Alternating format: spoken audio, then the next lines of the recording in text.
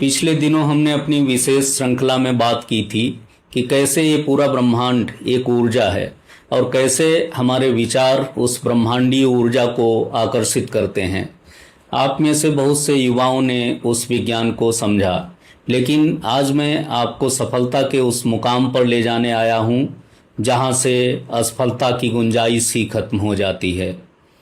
आज हम पश्चिम के आधे अधूरे लॉ ऑफ अट्रैक्शन की बात नहीं करेंगे, बल्कि हमारे सनातन के परम सत्य श्रीमद् भगवत गीता के कर्म योग को आज की क्वांटम फिजिक्स से जोड़कर सफलता का एक ऐसा अचूक समीकरण बनाएंगे जो कभी फेल हो ही नहीं सकता। आज का वीडियो आपके करियर और जीवन को एक नई ऊंचाई देने वाला है। इसे बहुत ध्यान से सुनिएगा।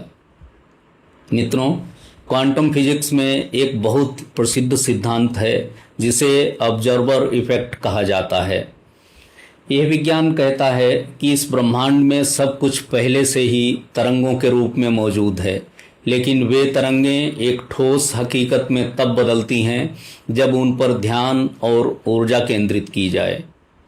आपकी सोच, आपका लक्ष्य और आपकी ब्रह्मांडीय ऊर्जा, ये सब मिलकर एक बहुत शक्तिशाली मैग्नेटिक फील्ड तैयार करते हैं।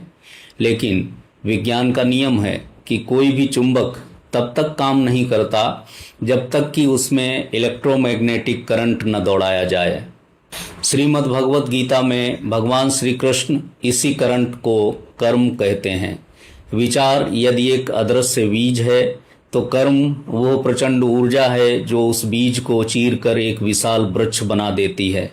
जब आप केवल सोचते हैं तो ऊर्जा सूक्ष्म जगत में होती है, लेकिन जब आप उस सोच के साथ प्रचंड कर्म को जोड़ देते हैं तो क्वांटम फिजिक्स के अनुसार वो ऊर्जा घनीभूत होकर भौतिक रूप में आपके सामने प्रकट हो जाती है।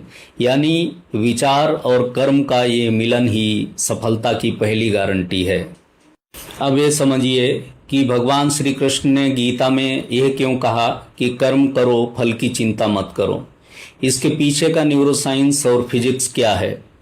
जब आप पढ़ाई करते समय या करियर की तैयारी करते समय लगातार परिणाम के बारे में सोचते हैं, जैसे अगर मैं फेल हो गया तो क्या होगा, अगर नौकरी नहीं मिली तो क्या होगा, तो आपके दिमाग में एक अवरोध पैदा होता है। क्वांटम फिजिक्स कहती है कि जहां अवरोध या डर होगा वहां ऊर्जा का प्रवाह रुक जाएगा। डर की लो फ्रीक्वेंसी आपकी पूरी मेहनत को बेकार कर देती है। भगवान श्री कृष्ण कहते हैं कि फल को मुझ पर छोड़ दो। जैसे ही आप परिणाम को ईश्वर को सौंप देते हैं, आपका दिमाग शून्य अवरोध की स्थिति में आ जाता है। आपका पूरा ध्यान, आपकी पूरी ब्रह्मांडीय ऊर्जा बिना किसी डर के आपके आज के कर्म पर केंद्रित हो जाती है। जब आप बिना किसी डर के पूरे आनंद और एकाग्रता के साथ कर्म करते हैं तो आपकी फ्रीक्वेंसी ब्रह्मांड की सर्वोच्च फ्रीक्वेंसी से मैच कर जाती है। इसी स्थिति को हमारे शास्त्रों में सिद्धत्व कहा गया है, जहां आपके काम में साक्षात ईश्वर की शक्ति जुड़ जाती है। अब आप ही बताइए, जहां ईश्वर की शक्ति और आपका परिश्रम मिल जाए वहां असफलता कैसे टिक सकती है। तो मेरे युवा मित्रों, ब्रह्मांडीय ऊर्जा पर आपका विश्वास बिल्कुल सही था, बस आज उसमें भगवान श्री कृष्ण के कर्म योग का पावर स्विच ऑन कर दीजिए। अपने विचारों को सकारात्मक रखिए, ब्रह्मांड से जुड़िए और फिर पूरे बल के साथ अपने कर्म में जुट जाइए। जब ये दोनों मिल जाएंगे तो सफलता कोई चॉइस नहीं बल्कि एक अकाट्य नियम बन जाएगी।